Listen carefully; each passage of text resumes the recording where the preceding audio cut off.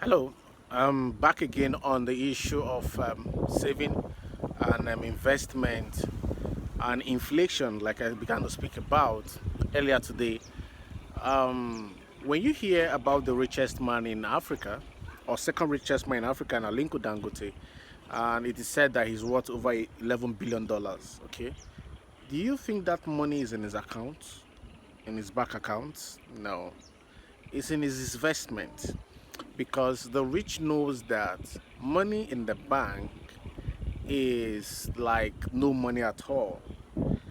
Every year, every money you have in your account loses 3.1% thereabout to inflation.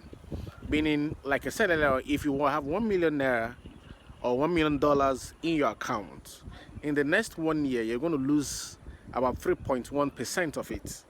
Meaning you have $1 million in your account or 1 million naira in your account, but what it can do for you will be reduced in the next 1 year to in 3.1%. All right, say $1 million can buy you 2 houses this year. Okay, the next year that same money will not buy you 2 houses. It will reduce because of inflation.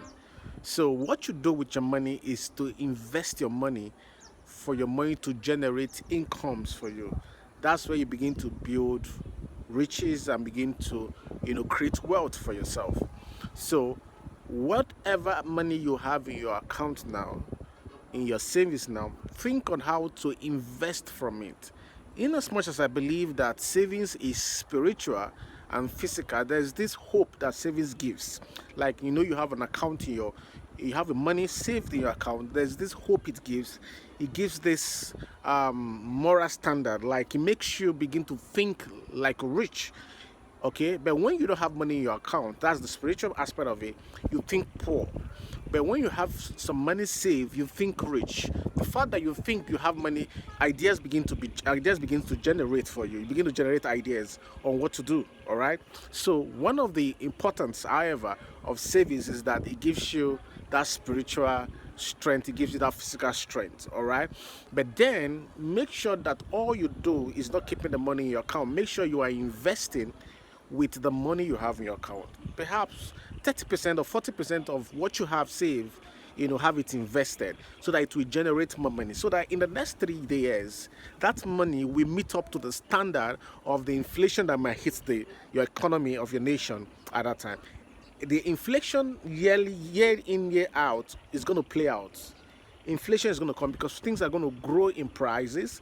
Things are going to shoot up in prices. And if your finance is not shooting up, then inflation is hitting down your finance.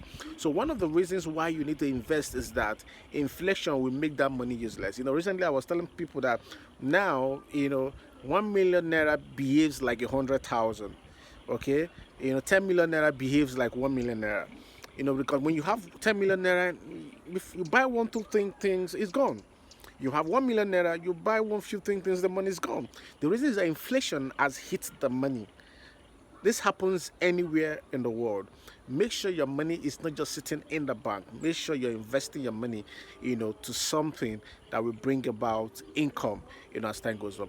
I'm going to come back perhaps tomorrow to begin to highlight few businesses you can do, okay, that you can do with some kind of small money. Few businesses you can do, all right, few businesses that you can do, and you make good money. A lot of people don't believe in numbers. They don't know that money is actually in the numbers.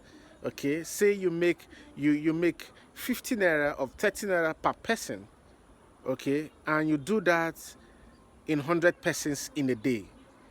You know what that means? Say you make 50 naira in a person, okay, in 100 people. You know what that means in it? That's 50,000 a day.